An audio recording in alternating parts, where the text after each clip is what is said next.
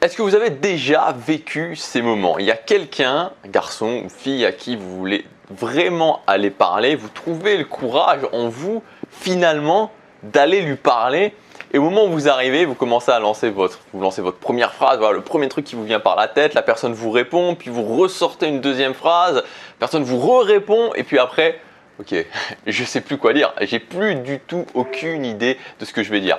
Ou alors vous êtes dans un groupe social, un groupe de plusieurs personnes, peut-être avec des amis, peut-être avec des connaissances, et les gens sont en train de parler, et vous vous retrouvez un petit peu en spectateur de la conversation parce que finalement, vous ne savez pas quoi dire en fait. Ça parle, il y a des choses qui sont en train de se dire, mais vous n'avez pas d'idée de comment intervenir dans la conversation et vous ne savez pas non plus, si vous prenez la parole, comment maintenir la conversation et comment faire en sorte que ce soit intéressant pour les autres personnes.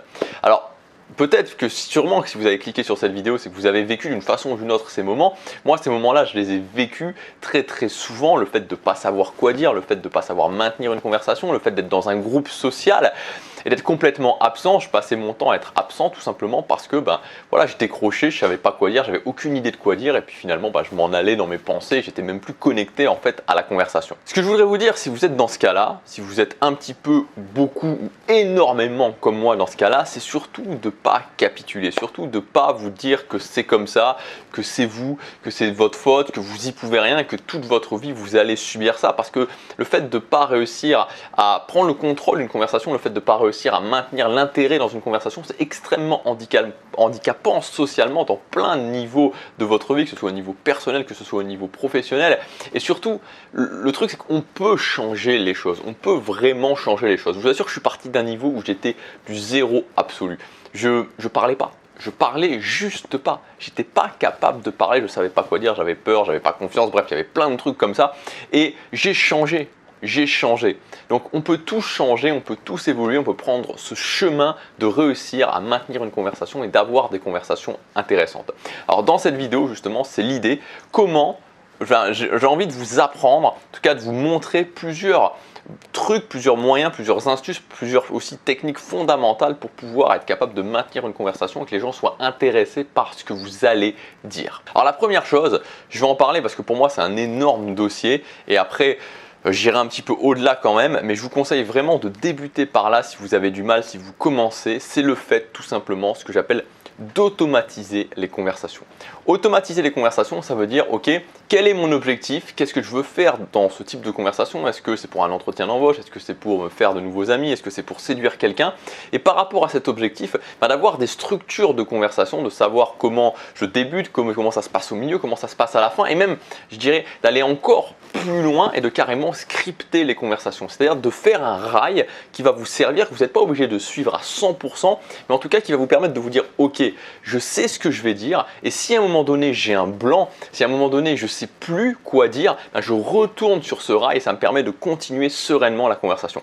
Moi je vous le dis franchement, c'est ce que j'ai utilisé pendant très très longtemps et même aujourd'hui ça m'arrive encore de l'utiliser, d'avoir tout simplement des scripts de conversation dans plein de types d'interactions différents. C'est surtout, c'est vraiment aussi très utile si vous êtes dans une optique séduction, ça vous permet vraiment de vous soulager, ça vous permet de plus avoir à penser à ce que vous allez dire parce que vous savez ce que vous allez dire et vous pouvez vous concentrer sur toutes les autres parties qui sont extrêmement importantes dans une interaction sociale. Donc je sais qu'il y aura toujours des gens qui vont dire oui mais c'est pas naturel.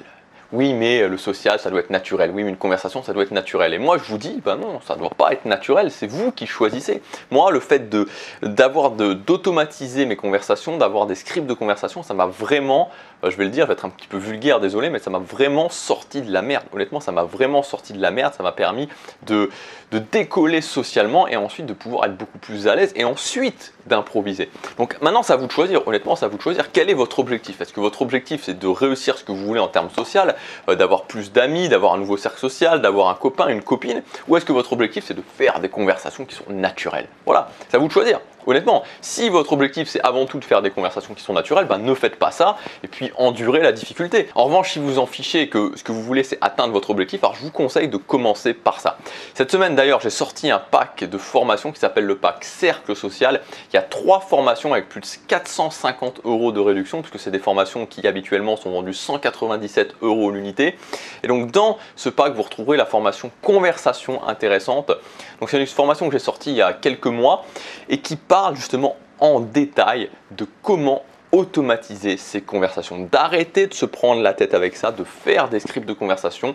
Et donc dans la formation, on voit ça en détail, on voit comment faire des conversations intéressantes, on voit quelles sont les structures de conversation qui fonctionnent, comment automatiser ces conversations, comment scripter des conversations. Et pour plusieurs types d'objectifs, je vous donnerai déjà prêt à l'emploi des scripts de conversation. Donc ce pack, il est valable pour 72 heures avec plus de 450 € de réduction. Vous avez tous les détails dans le premier lien dans la description. Voilà, donc comme je vous le disais, je vous conseille vraiment, pour moi, c'est vraiment le niveau où je débute, où j'ai du mal. Je commence par automatiser mes conversations. Maintenant, dans cette vidéo, on va aller aussi un petit peu plus loin. Deuxième clé, c'est quand vous faites une conversation, n'attendez pas finalement, j'ai envie de dire, la validation ou l'avis de l'autre. Parce que si vous êtes en train de parler et que vous dites « Ah, maintenant je vais sortir un truc qui est censé bien marcher, je vais sortir une bonne phrase, je vais sortir une bonne blague, je vais sortir bref, une histoire qui est censée bien marcher » et que ça ne fonctionne pas et que la personne ne réagit pas et que vous attendez cette réaction, intérieurement vous allez vous dire « Mince, mais pourquoi il rigole pas, pourquoi il réagit pas, c'est pas intéressant ce que je dis, qu'est-ce que je suis en train de dire ?» Et vous allez commencer vraiment à mouliner dans votre cerveau et ça va juste vous perturber, ça va juste faire descendre le niveau de votre conversation. Donc soyez toujours conscient que tout est très subjectif, que la personne peut-être elle aime bien ce que vous êtes en train de dire, mais elle ne le montre pas forcément. Vous savez, il y a des gens qui sont plus, plus démonstratifs que d'autres, et vous pouvez avoir certaines personnes qui réagissent pas forcément, et qui pourtant intérieurement sont en train de se dire, ce mec ou cette fille est vraiment intéressant ou intéressante. Donc c'est important d'être un petit peu dans sa bulle, et c'est un peu paradoxal quand je dis ça, mais c'est vraiment important d'être capable de se dire ok, je juge pas forcément à ce qui se passe et je suis capable de dérouler un petit peu mon flow, je suis un petit peu capable de dérouler ma conversation, je suis un petit peu capable de continuer même si apparemment d'aspect extérieur j'ai pas forcément les meilleurs résultats, j'ai pas forcément des réactions qui sont excellentes parce qu'encore une fois ça veut rien dire. Donc ne soyez vraiment pas trop dépendant de la réaction des autres, soyez plutôt centré sur vous-même et dites ce que vous avez à dire, ressentez plutôt les choses à l'intérieur au lieu d'attendre la réaction des autres. Troisièmement, extrêmement important, l'énergie. N'oubliez jamais qu'il y a énormément qui passe dans les choses qui sont au-delà des mots évidemment, mais que l'énergie, l'intention que vous mettez dans une conversation, et c'est pas forcément être obligé d'être explosif, mais ça peut juste être aussi au niveau de votre présence, au niveau de la façon dont vous regardez la personne, au niveau de l'intention de ce que vous, quand vous dites des choses, la façon dont vous y croyez aussi, tout ça c'est important, c'est extrêmement important. Donc n'ayez pas peur vraiment d'avoir de l'énergie, c'est comme si, et c'est très lié par exemple quand je suis en train de faire du contenu, quand je fais des vidéos, imaginez que je vous parle. Alors ce qu'il faut, c'est avoir de l'énergie. Ce qu'il faut, voilà, c'est être engagé dans une conversation. Vous voyez, c'est pas la même chose que quand je vous dis ce qu'il faut, c'est avoir de l'énergie. Ce qu'il faut, c'est être engagé dans la conversation. Vous voyez vraiment la différence. C'est la même chose que la personne va ressentir, parce que là, je vous parle à vous, mais en fait, dans la réalité, je suis en train de parler à la lentille de ma caméra. Mais voilà, il faut être capable de développer cette énergie, et c'est pour ça que je vous conseille, et ça, c'est une astuce que je vous donne vraiment, et ça a changé ma vie dans la conscience que j'ai eue de moi-même, dans la conscience de la façon dont je parlais, de vous filmer régulièrement en vidéo, même si vous ne mettez pas des vidéos sur YouTube, même si vous n'êtes pas un créateur de contenu, parce que ça va vraiment vous faire tilter, vous dire ok, c'est moi ça en réalité. Et je vous assure, quand j'ai fait une de mes premières vidéos sur YouTube, maintenant ça fait 3 ans, c'était en 2015, j'avais l'impression d'avoir mis énormément d'énergie, énormément d'intention dans cette vidéo, et en fait quand je parlais j'étais extrêmement monocorde, j'étais blablabla, blablabla, blablabla, et ça passait pas du tout. Voilà, donc faites des vidéos, ça peut être vraiment une bonne astuce, et dans tous les cas faites attention à avoir un bon niveau d'énergie. Quatrièmement, peut-être l'une des règles les plus importantes dans une conversation. Vous savez, dans une conversation, on peut tout pardonner presque. Il y a plein de choses qu'on peut vous pardonner, mais la chose qu'on ne peut absolument pas vous pardonner, c'est d'être ennuyeux. On ne vous pardonnera pas d'être ennuyeux dans une conversation. Il faut impérativement éviter tout ce qui concerne les conversations beaucoup trop logiques, tout ce qui concerne les conversations en mode sondage. Et là, je fais une parenthèse, particulièrement si vous êtes un homme et que vous vous adressez à des femmes. Il faut savoir que les femmes sont en général, ce n'est pas une règle absolue, évidemment ça dépend des gens, mais en général sont des êtres plus émotionnels que les hommes, moins logiques que les hommes, qui réagissent plus aux émotions que les hommes. Donc si vous êtes un homme que vous parlez à des femmes, vous avez d'autant plus intérêt à éviter tout ce qui est conversation beaucoup trop logique, on reste sur un plan beaucoup trop logique, on reste sur un plan en mode sondage. Qu'est-ce que tu fais dans la vie? Voilà, où est-ce que tu habites? Blablabla, blablabla, tous ces trucs-là qui sont affreusement chiants. Donc l'idée, c'est d'utiliser des éléments émotionnel, c'est-à-dire tout ce qui se concerne les histoires, les comparaisons, les anecdotes, les images qu'on peut projeter dans la tête des gens, tout ça, il n'y a pas besoin, je veux dire, il n'y a pas besoin d'être un génie pour faire ça. Il n'y a absolument pas besoin d'être un génie, mais toutes ces choses-là vont vous permettre de sortir de ce côté beaucoup trop sondage, de sortir de ce côté où je récolte de l'information. On se fout de l'information que vous récoltez dans une conversation. Ce qu'on cherche, c'est à vivre des choses. N'oubliez pas cette phrase, j'ai plus l'auteur en tête, mais voilà, c'est une phrase géniale qui dit « Les gens oublieront ce que vous leur avez dit, les gens oublieront ce que vous avez fait avec eux, mais les gens n'oublieront pas ce que vous leur avez fait ressentir. » Si vous faites ressentir des émotions aux gens, c'est gagné.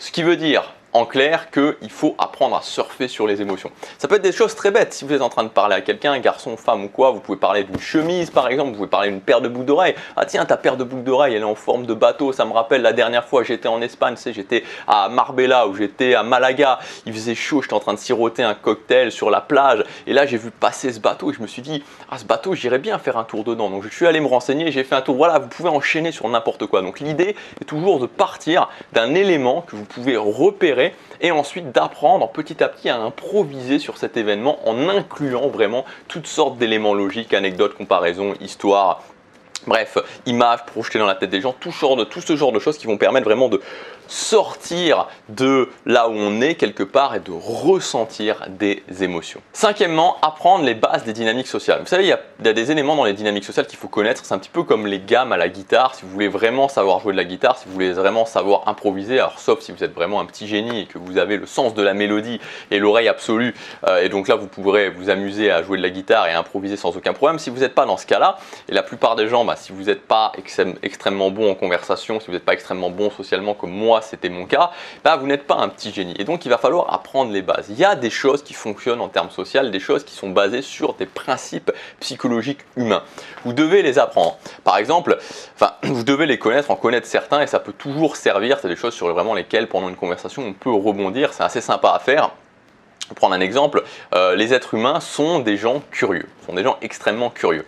Donc si vous êtes dans une conversation, si vous êtes avec quelqu'un en train de discuter, je sais pas, vous lui dites quelque chose du genre « Ah ouais, tu vois, quand j'ai vu ton sac au départ, quand on s'est rencontrés, là, quand on a commencé à se parler il y a 10 minutes, ça m'a fait penser à un truc, c'est un peu un truc de fou en fait, un petit peu un souvenir bizarre auquel ça m'a fait penser. Mais non, tu sais quoi, on se connaît pas assez, alors je vais pas te le dire, je préfère pas te le dire maintenant.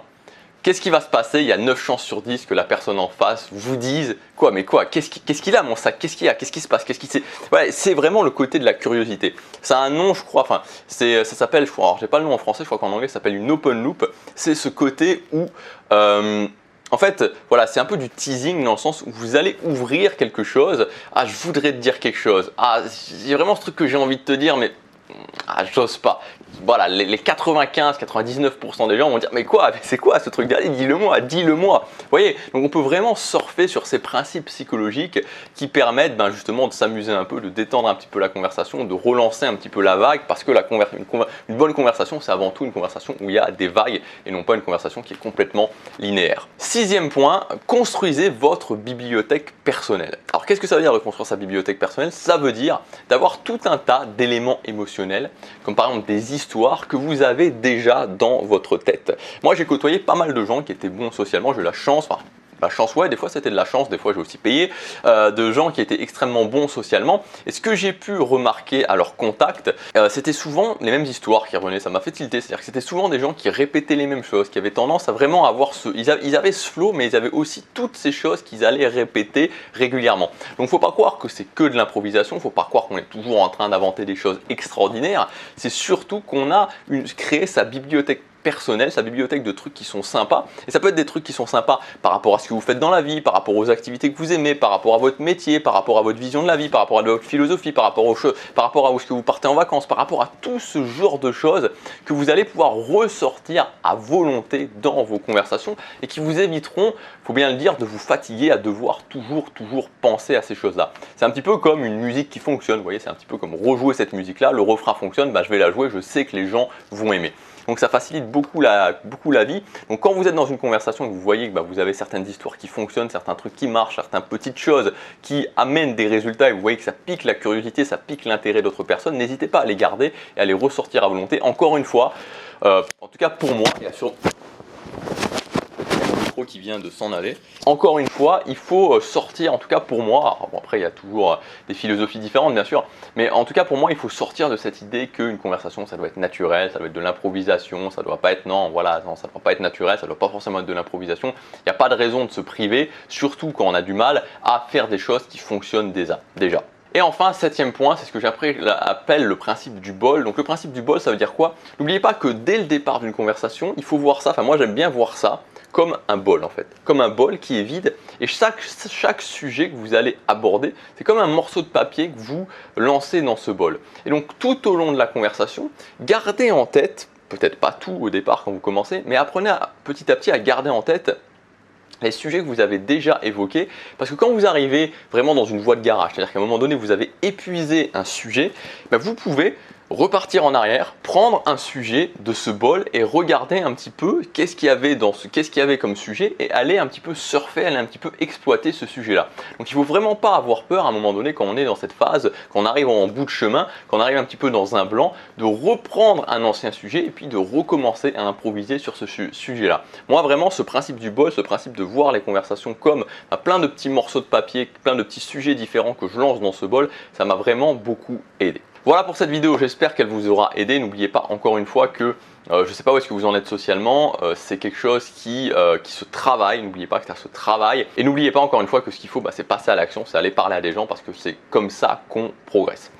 Si vous voulez aller plus loin, comme je vous disais en début de vidéo, il y a le pack cercle social. Donc dans ce pack cercle social, dans ce pack cercle social, j'ai du mal aujourd'hui. Dans ce pack cercle social, vous allez retrouver 3 formations. Elles sont habituellement vendues à 197 € l'unité. Là, vous pourrez y accéder pour seulement 99 €. Donc vous aurez la formation conversation intéressante, un basique, honnêtement un basique, apprendre à scripter des conversations, apprendre à structurer des conversations. Et je vous donnerai des scripts de différents types de conversations si vous voulez performer dans un environnement social, performer en séduction, performer quand vous voulez rencontrer de nouvelles personnes. Vous aurez tout un tas de différents scripts dans cette formation. Il y aura aussi la formation comment s'affirmer et se faire respecter par les autres, très important. Moi j'en ai beaucoup souffert. Si vous apprenez à vous affirmer, à vous faire respecter, vous verrez que ça changera votre vie sociale. Et enfin la troisième formation, c'est la formation confiance éclair, 15 jours, 15 actions pour vraiment booster sa confiance en soi et au bout des 15 jours se voir comme une personne différente.